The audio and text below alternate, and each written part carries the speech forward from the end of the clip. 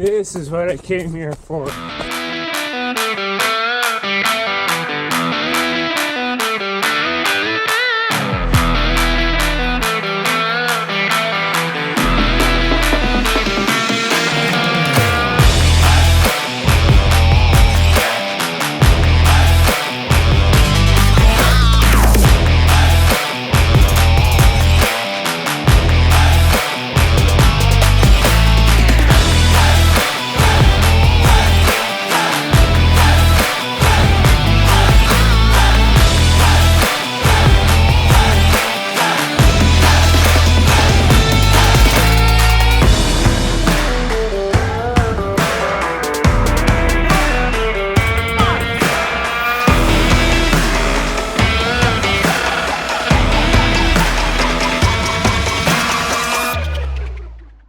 So it is now Saturday.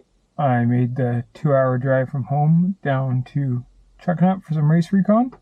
It started slushing here in the past 15 minutes while driving in, so 2-3 degrees and rainy, so that's fun. But I mean, just pretend it's race day, right? Everyone's dealt with the same hand, everyone has to race the same course and conditions, so let's go for it. Probably do about 2 40-minute efforts today, just have 2 segments starred that are on the race course, so yeah, should be able to check out about the middle third of the race course, about 30K, 1,000 meters. Yeah, with those 2 segments kind of at race pace, the rest pretty easy. Should be fun. We'll check in when I'm soaking wet on the trails, so look forward to some more footage with a bunch of raindrops on the lens. As I procrastinate to get out in the rain, if anyone's interested.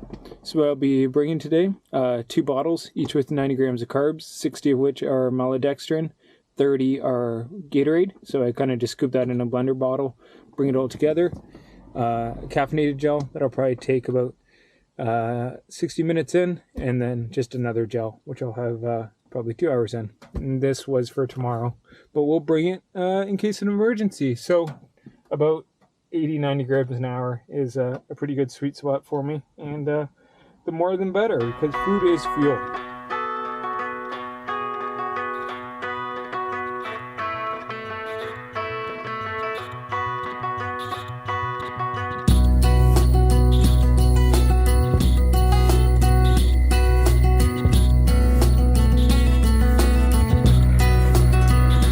Well, I wish I could think of some cliche to mouth to make our parting seem less sad.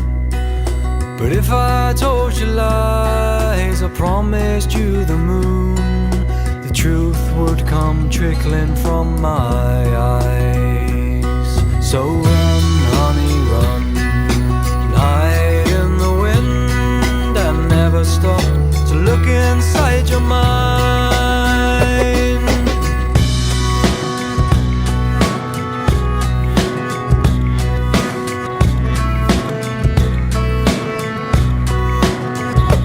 And I wish I could wash all my weeping blues away and watch them disappear on morning tide. But I seek after sword, after sounds of the sea that churn forever around my mind. So run, honey, run, and hide in the wind, and never stop to look inside your mind. So run, honey, run, and hide in the wind, and never stop to look inside your mind.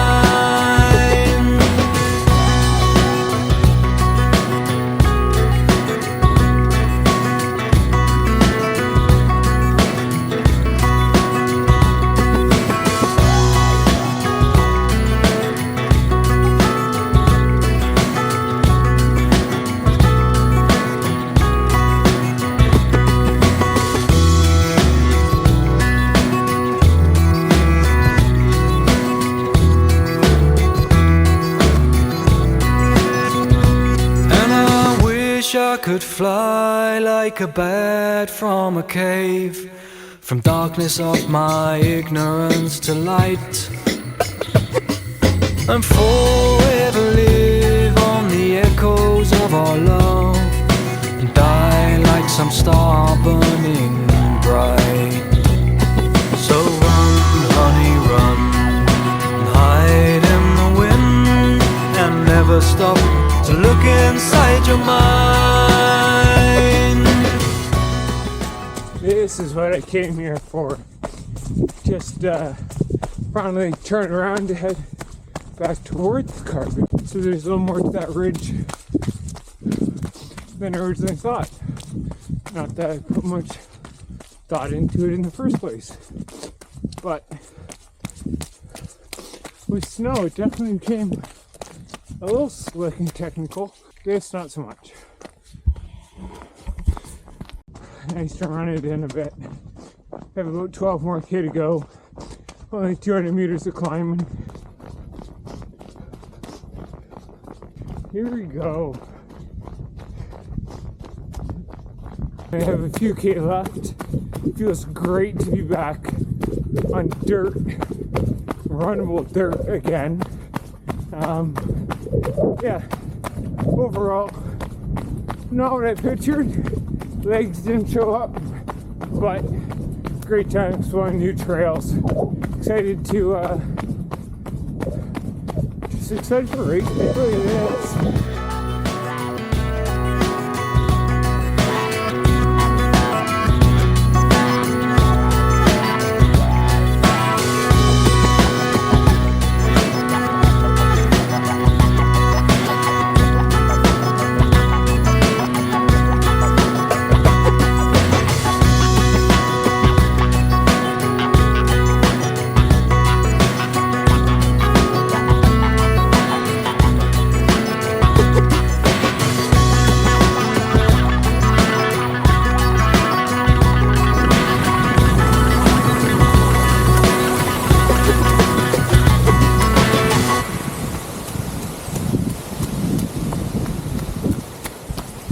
Finish up now.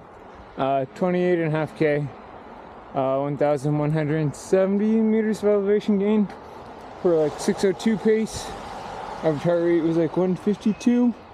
Yeah, the tempo efforts didn't quite work out given the conditions, but that's okay. At least course recon was successful. It always feels like quite the epic when you we're in a full-on winter snowstorm and then you come back down and there's just no snow at all. It's like you're in a whole other world up there, which is the fun part of running. 3 hours can turn into quite the adventure. Now it is time to go get a burger.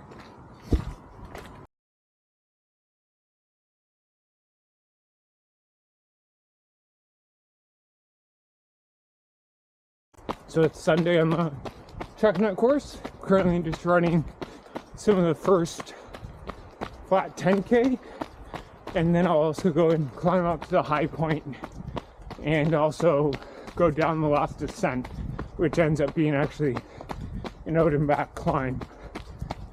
Yeah, yesterday was not great in terms of legs, but great in terms of being in a new spot. It is beautiful here. So let's finish up the week with 90 minutes easy. I'm excited for a down week next week. My legs are tired.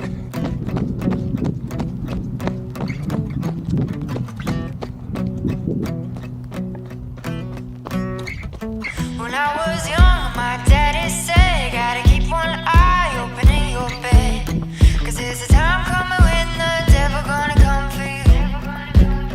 So my trigger finger, stay prepared. I've got my weapon and I got my prayers, 'cause if you don't run this town, they'll walk all over you.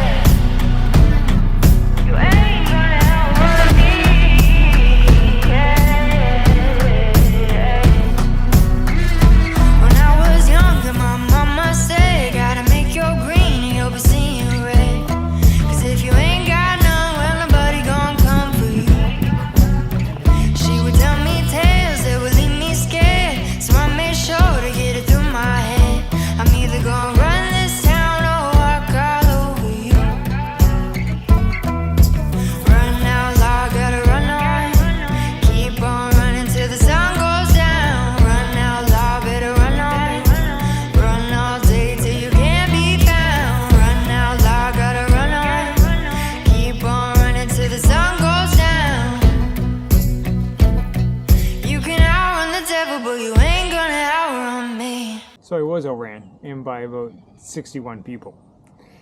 Here's a little recap of the day. It started at a nice highway-side motel, which surprisingly gave a pretty good sleep, and also saved us a 90-minute drive in the morning, which allowed us to set our alarm for about 6, which is the typical time I wake up for.